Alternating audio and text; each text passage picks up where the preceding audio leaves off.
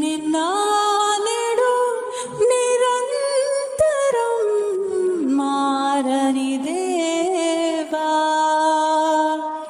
ఈ లోకమంతా నేను వెదకినా నాకు లేదయ్యా ఇక్కడ ఆనందం.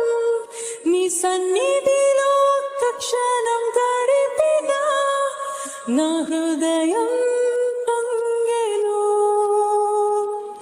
ఈ లోకమంతా నేను వెదకినా నాకు లేదయ్యా ఇక్కడ ఆనందం.